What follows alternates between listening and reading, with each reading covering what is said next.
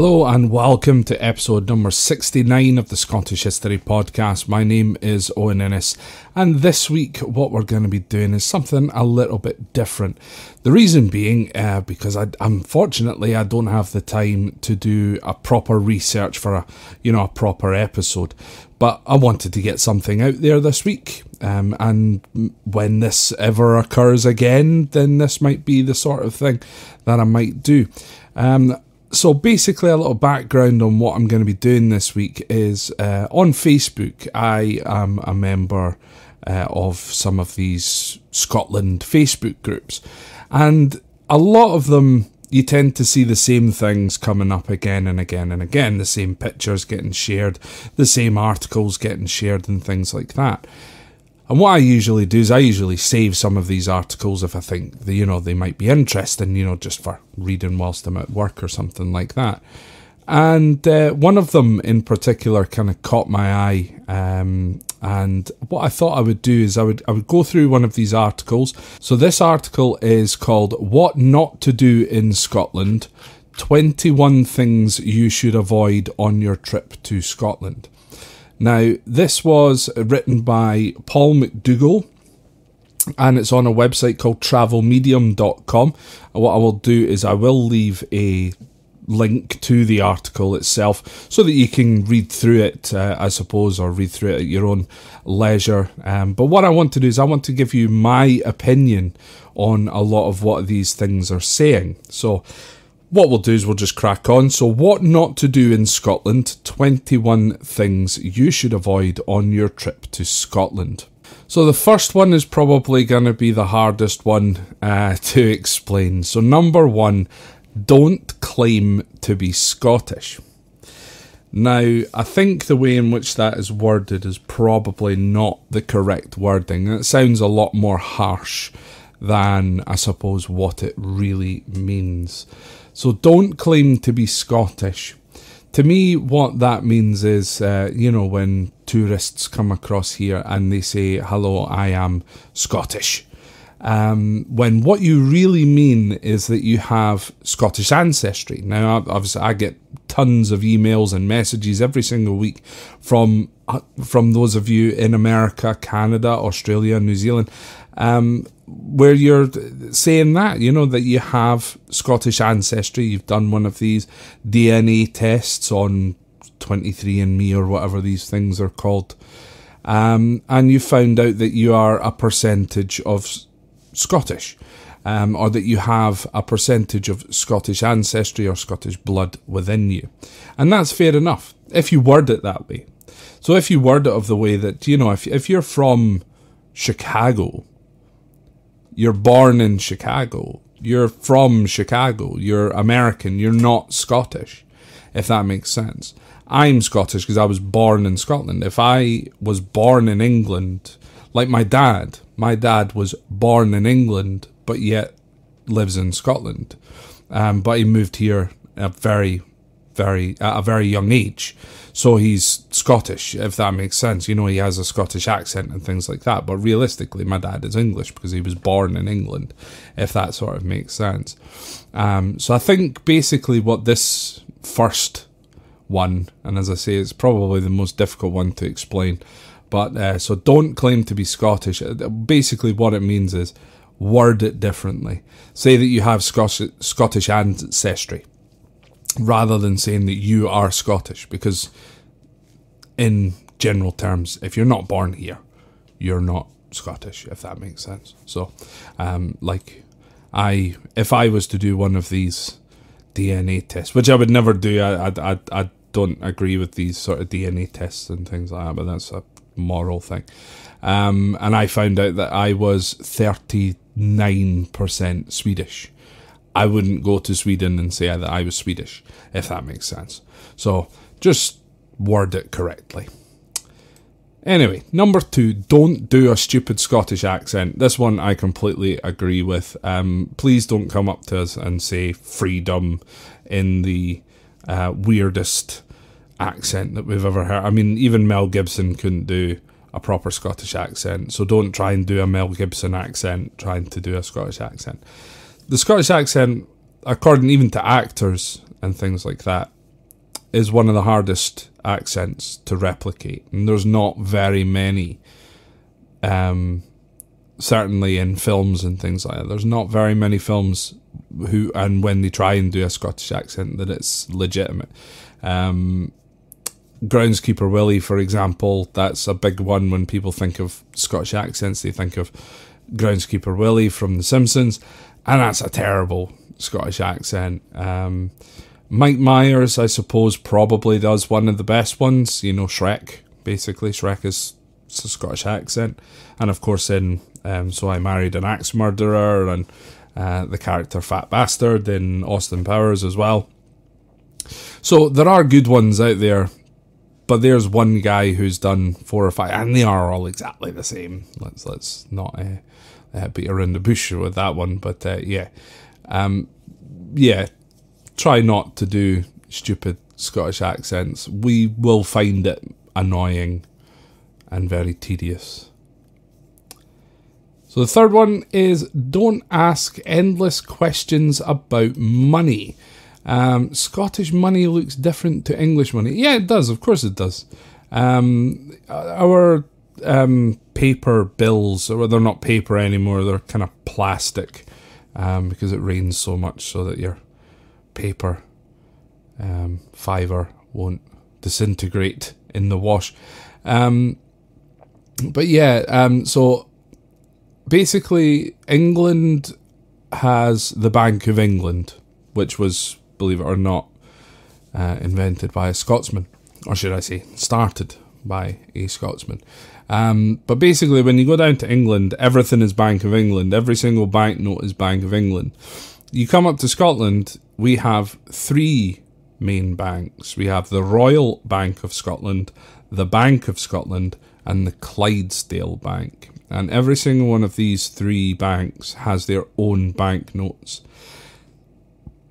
They're roughly the same colours, so a £5 note, we don't have ones or £2 notes. We used to have £1 notes, but they were discontinued. But a £5 note is usually blue. And the other thing as well is they're all different sizes, so the smaller denomination, the smaller the note is, which is something that I found very strange with euros and dollars as well, that they're all exactly the same size. Dollars is more difficult because they're all the same size and they're all the same colour, pretty much.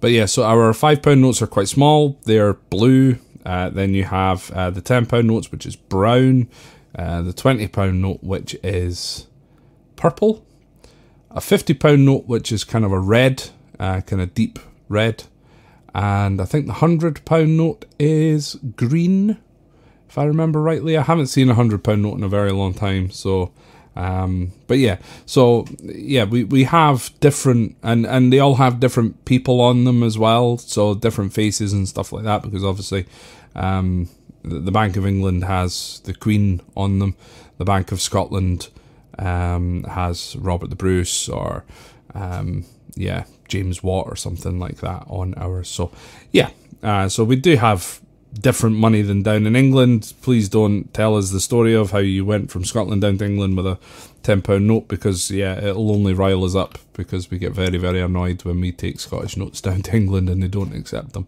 They should accept them, however they do also reserve the right not to accept them, because that's the same absolutely anywhere. Anyway, number 4, don't prioritise Loch Ness. If you're here for a very short space of time and you want to see, and you know, you're visiting Edinburgh, but you want to take a trip up to the Highlands, take one of these one-day trips up to Loch Ness, because you will see, you're not only seeing Loch Ness, you're seeing, you know, pretty much the Highlands in general over the space of just a day. I mean, it's a long day, don't get me wrong. I mean, you spend 8 out of the 12 hours on the tours on the bus, but you get to see Loch Ness, you get to see Glencoe. You don't get to spend a huge amount of time there, but you get that sort of taste for it as well. And yeah, there are better lochs out there. I mean, Loch Lomond, I wouldn't say Loch Lomond's a better loch than Loch Ness. I'm quite interested in the sort of geology and things like that of the... you'll remember we did the episode about the Caledonian Canal with the Great Glen, and I'm fascinated by the Great Glen Fault and things like that, you know. So like one side is completely different to the other side. It's different rocks and different types of trees and things like that. So Loch Ness has a lot more to it when you really get down into the bizarre things that only certain people like. So yeah, so I don't necessarily agree with don't prioritize Loch Ness. There are other things to see, but it depends on your time scale and it depends on how you're getting around. If you're going by train, for example, it's going to be very, very difficult because you're going to have to walk to all of these other places or rely on public transport, which is never a great idea. You know, but if you've hired your own car, of course, there are many other places to go. Number 5, related to that, don't tell people that the Loch Ness Monster doesn't exist. And then this article then says, let's be honest, we all know it doesn't. Which is wrong. The Loch Ness Monster definitely does exist. I've seen it. Thank you very much. Let's move on. Number 6, don't expect good weather. Don't expect anything. I think is kind of the way that I kind of go through life. Don't expect anything good. So don't expect good weather. Yeah, it's always nice when it happens. And most of the time the weather's actually quite pleasant. Even if it's, you know, I remember going to Skye in January. I think like January the 7th, taking a small group up there, and it was a family from Australia. And the dad was wearing shorts and t-shirt, and it was -5 degrees outside, and he was absolutely loving life. I mean, there was literally frost and snow on the hills and things like that, which to me was actually, I was very, very impressed, because I had 3 pairs of trousers, 2 pairs of socks, I think I had 2 jumpers, a t-shirt and a hat and gloves on that day.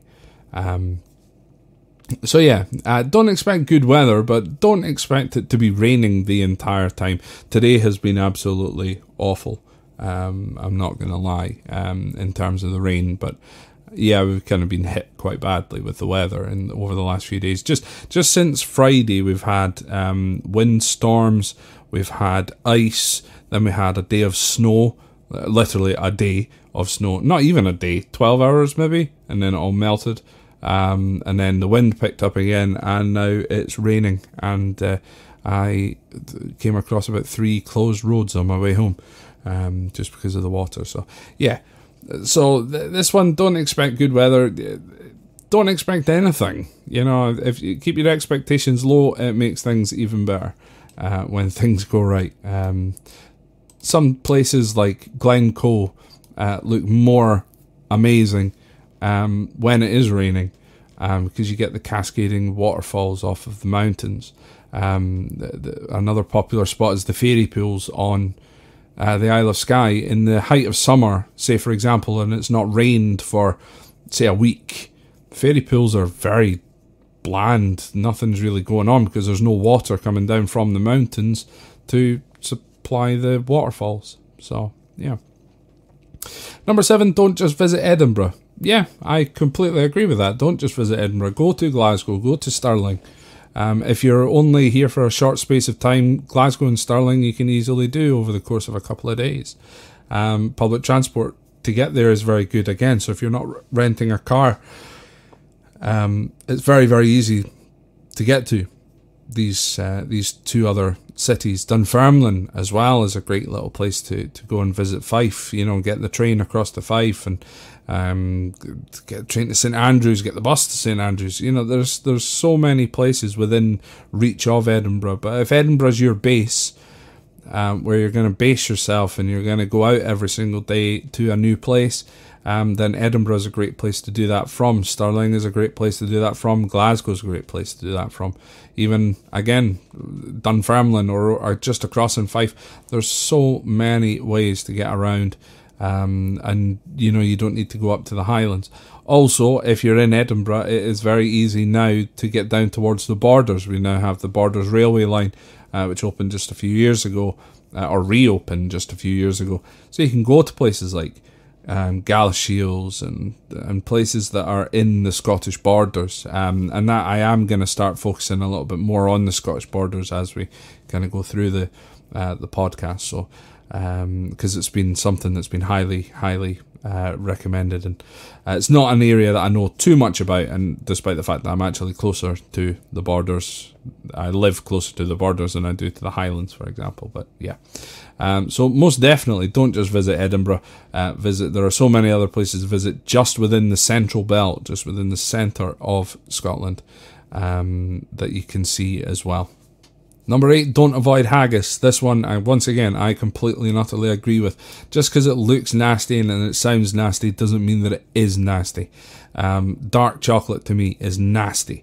I don't like dark chocolate. I love milk chocolate. It's everyone's own opinion, but you don't know if you like it until you try it.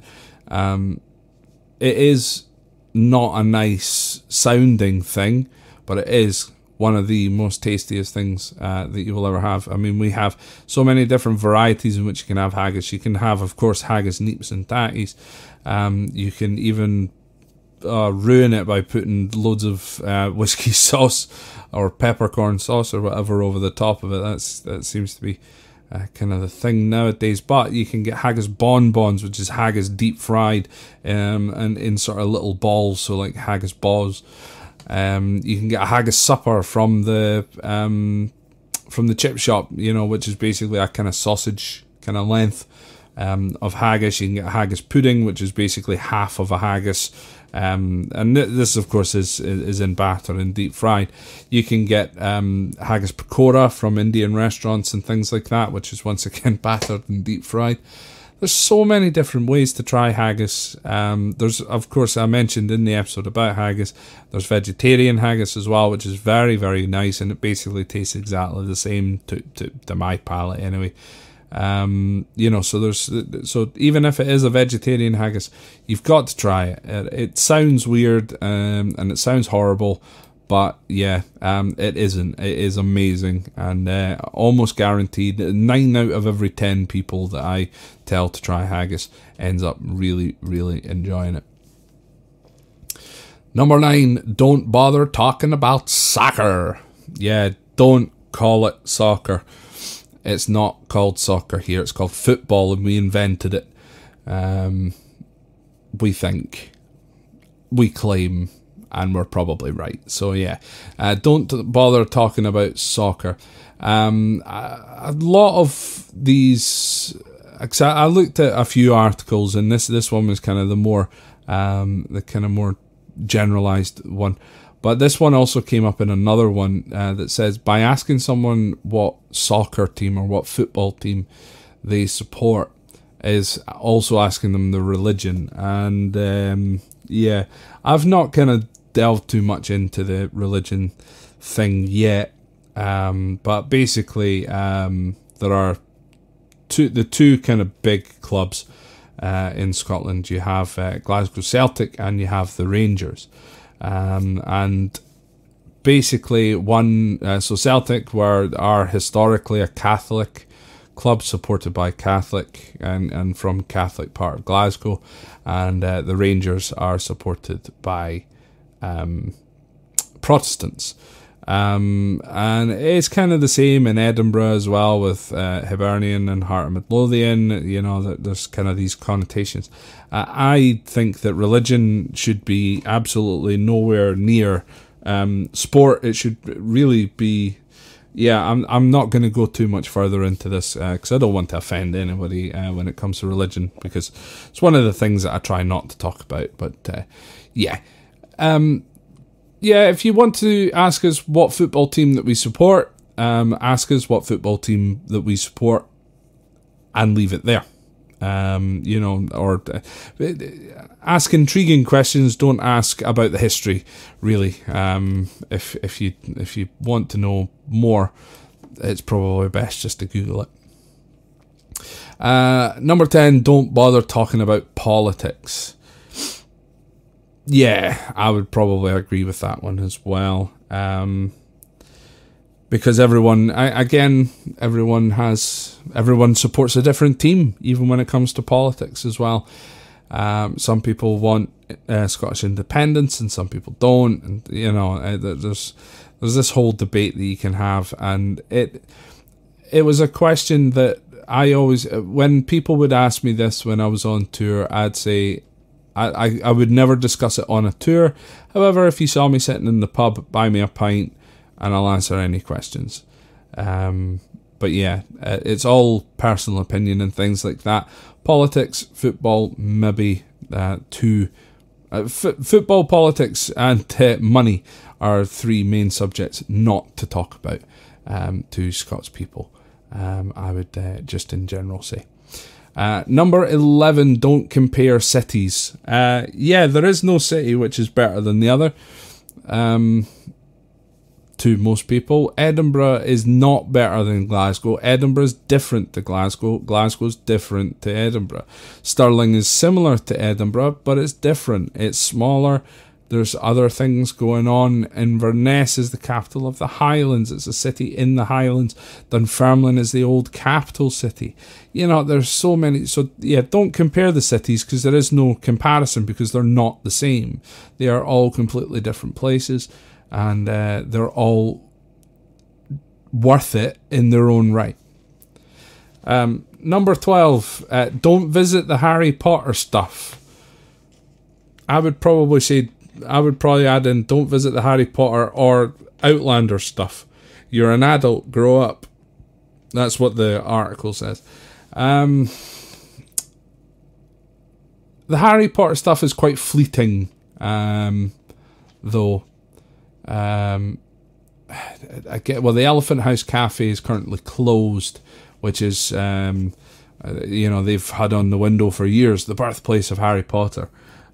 J.K. Rowling has confirmed that she may have written a couple of pages of the first book in that cafe, but most of it had been written before she even moved to Scotland, I think, or before she even moved to Edinburgh. So yeah, fictional characters are fictional characters. They're not real. Jamie Fraser isn't real. Harry Potter isn't real. That sort of thing. Sorry, but it's true. We as Scots, it's very, very difficult to find a Scots person who actually likes Outlander. No one that I know watches it. I tried to watch it, and I didn't really kind of get it. It was Game of Thrones mixed with 50 Shades of Grey for me. I just didn't get it. So, even from a historical standpoint, that kind of side of things was quite entertaining, because it was mostly correct. But yeah, it wasn't my kind of thing. It's not my cup of tea, and don't assume that it is everyone else's cup of tea, as well. But one thing I will say with Outlander specifically is the fact that places like Culloden are being visited more, which is something which is absolutely fantastic, because again, the museum is brilliant there, and it is a huge, huge part to world history. Once again, it's not just Scottish history or British history. Culloden affected the entire world at that time. It brings more people to Doune Castle as well, my favourite castle in the whole country. So I could go on about that, but yeah. So don't shoot the messenger. It's all on this. I'm just kind of giving you my opinion. Number 13, don't go around telling everyone how small everything is. Yeah, Scotland is a very small country, and we don't do things on grand scales. Edinburgh Old Town, for example, is quite tall. There's no skyscrapers as such, but it's quite tall. But that's because to fit more people into such a small area, you need to build upwards. You can't really build outwards. But also in the same respect, don't think that Scotland, just because Scotland is small, does not mean that everything is very close by. Like, for example, again, one of these other articles that I read said that they overheard someone speaking in Portree on the Isle of Skye and saying, "Oh, we're just going to pop down to Eilean Castle. We'll be back in an hour." It's like, no, it's going to take you an hour and 20 minutes to get there. It doesn't look that far on the map, but trust me, it is that far, because the roads are small. There's no highway. It's, there's one lane for heading north, one lane for heading south. That's it. Don't think that you can get anywhere quickly in the UK. It just doesn't happen. All right, especially when you're on the islands. Talking about islands, number 14 is don't skip the islands. Completely agree. Do not skip the islands. Get yourself up to Orkney. Get yourself to Skye. Get yourself to Arran. The only place that I never really kind of bonded with was Mull. But I did really enjoy Iona, and to go to Iona you need to go to Mull. Mull is a beautiful, beautiful place. It's a great place to go on your own, with your own car or in your own steam. I found that the tour that we used to do, I just found it quite bland. There wasn't really much to do. If you enjoy parking up and going for a walk in the hills and things like that, Mull is brilliant for that. And for scenery and things like that, it is absolutely gorgeous. And Tobermory is very active at night times. Lots of drinking and stuff like that going on. But yeah, do not skip the islands. Go to the islands. You'll find some islands that you like and some that you don't. End of story. Number 15, don't assume that you can wild camp everywhere. That is very, very true. Now, we do have something in Scotland called the right to roam. That basically means that if the land is not private and is not kind of owned by anybody, I'm using inverted commas here, it's not owned by anybody, you can't camp, for example, in national parks. Loch Lomond and Trossachs National Park, for example, you just simply cannot camp there whatsoever unless you have a camping permit or you have entered into an actual campsite, which there are a few in the Trossachs. But yeah, so basically just kind of getting in a car or renting a van or whatever, or bringing your caravan and stuff. You can't just wild camp anywhere. Most of the time you can set up, as long as there's no private land or whatever, most of the time you can find somewhere to camp for the night. But yeah, always look where you are and ask questions around where you are in order to find what is going on. Number 16, don't disrespect bothies. Now, bothies are kind of quite small cabins, I suppose, either wooden or made from stone. They're basically just kind of empty shells, empty kind of houses, usually just one room. And they're usually for hill walkers and campers and things like that. Basically, so that as you're wandering around the hills, if the weather gets too much, there's a bothy there. They're not everywhere as well. That's another thing that I will need to say, is there aren't just bothies conveniently located absolutely everywhere. They are kind of few and far between. But basically, bothies are there to be used by campers or hill walkers, and you look after it. So anything that you do there, you are responsible for. So things like, if you set a fire, for cooking or whatever, you must make sure that that fire is properly extinguished and that everything is taken away. Bothies are there to be used, and they are free of charge as well. That's the other thing. So, things like, as well, they don't have toilets at them. So you've got to be very, very careful with what you do around them. So don't disrespect them, because more and more of them, especially during lockdown, found that they were having to close them and lock them up because of the people disrespecting them. Mainly because of number 17, when camping, don't leave stuff behind. There's that classic old saying, take nothing but photographs, leave nothing but footprints.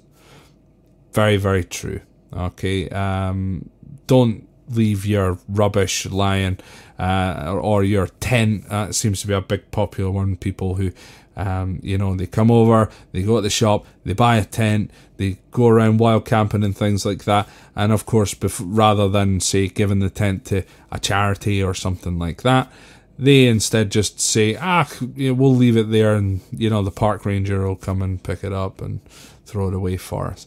Yeah, don't do that. Take all of your stuff away with you and throw it away properly, or give it away for free to someone who might need it.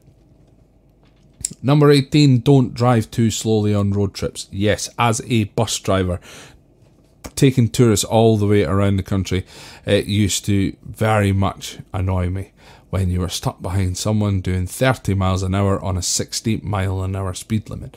Now, our road signs, specifically for speed limits, are very simple. If it's 30, it's a red circle with 30 written inside it. Then 40, this is the same. 50 is the same. And then what you get is a white symbol with a black line going through it diagonally. This means national speed limit. The national speed limit on a single carriageway road is 60 miles per hour, unless that road is a dual carriageway with a median in the middle, so with a central reservation in the middle with a barrier. If that is the case, then it is a 70 mile an hour speed limit, and this happens all the time on a road known as the A9, possibly one of the most dangerous roads, as far as I know, in the world. Yeah, don't drive too slowly. It annoys everyone behind you. When people get annoyed behind you, they get frustrated, and then they start doing stupid things. They start trying to overtake you, and that's when accidents and things start to happen. If you're not comfortable driving over here, don't do it. Get someone else to do it for you. Hire a private tour company, or find someone who is more... find a travelling partner who's probably more comfortable with driving over here than yourself. Number 19, don't park in passing places. This happens an awful lot on the Isle of Skye. Passing places. So when you get to more far-flung places like the Isle of Skye, where it goes, so I've been mentioning the road layouts, where you have one lane for heading north, one lane for heading south. When you get onto the Isle of Skye, there's a lot of the roads where it is just one lane. So basically you have the traffic heading north and the traffic heading south driving on the same road, the same part of the road. There's no half and half for one side to go up. So what we have are these passing places. So it's a single track road with passing places. If the passing place is on your left hand side, so as you approach a passing place and a car is coming towards you, or another vehicle I should say, is coming towards you, and that passing place is on your left hand side, you pull into that passing place to allow the traffic coming towards you to pass you. If that passing place, is on your right hand side, then the car coming towards you, or the vehicle coming towards you, will pull into the passing place to allow you to continue straight on. Now, can you imagine what would happen if you were to meet there and some daft tourist had decided to park their car in the passing place to go for a wander for 4 or 5 hours? Someone is going to have to reverse. And then, of course, what then happens is, as you're reversing, someone else comes up the back of you, and then they're reversing, then someone's in the back of them, etc. Yeah, passing places are exactly that. They are for passing traffic, not for parking. If they were for parking, they'd be called parking places. Number 20, don't buy stupid souvenirs. I disagree with this one. Buy as many stupid souvenirs as you want, because they're stupid. Stupid souvenirs are the best thing. Rubbish fridge magnets, specifically, are things that I enjoy.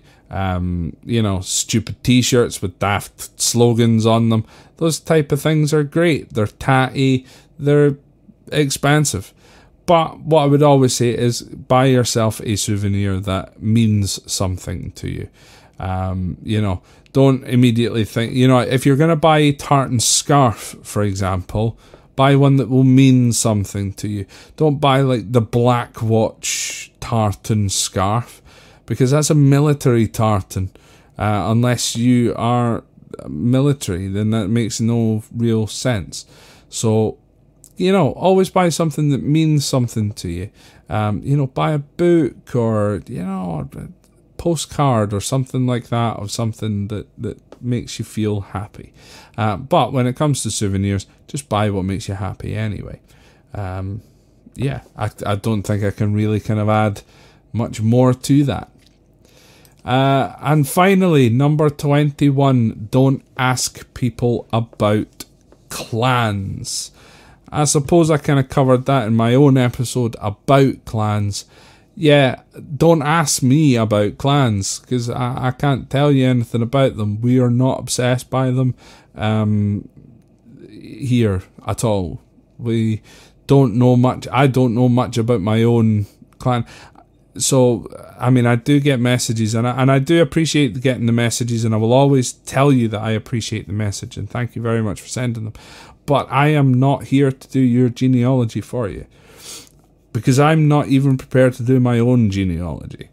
You know, all of the information that I could give to you, and say, for example, you've asked someone in a pub that it's not even me.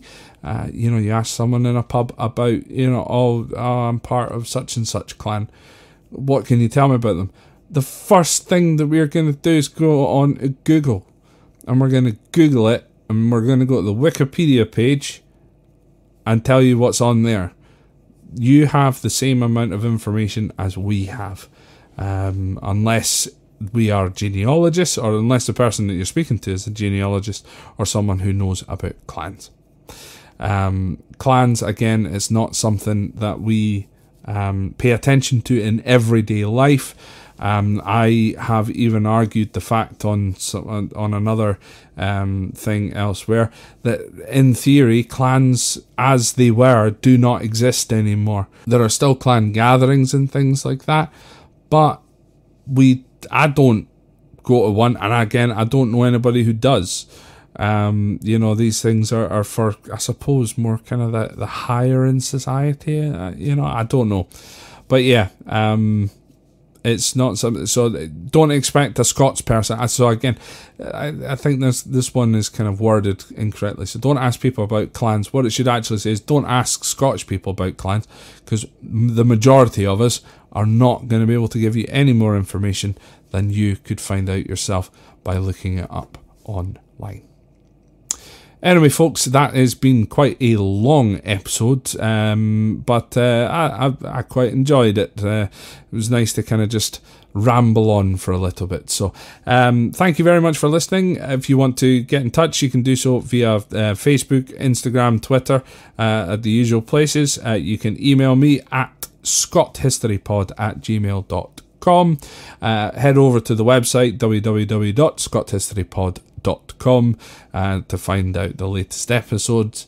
And lastly, if you would like to support the podcast in some way, you can do so via Patreon. That's patreon.com/ScottHistoryPod, and you can donate monthly to help with the running costs of the podcast. So once again, folks, I hope you've enjoyed this one. Apologies that I haven't been able to get a proper researched episode out to you. So once again, this article that I have been reading through was from the website travelmedium.com, and it was written by a man called Paul McDougall. Fingers crossed I haven't breached any form of copyright or whatever, and it's a great article, and I've even read a few of Paul's other articles as well. So yeah, very, very highly recommended that you head across to that website. But yeah, I just thought I would give you my opinion on those things. So once again, folks, thank you very much for listening, and I will speak to you again next time.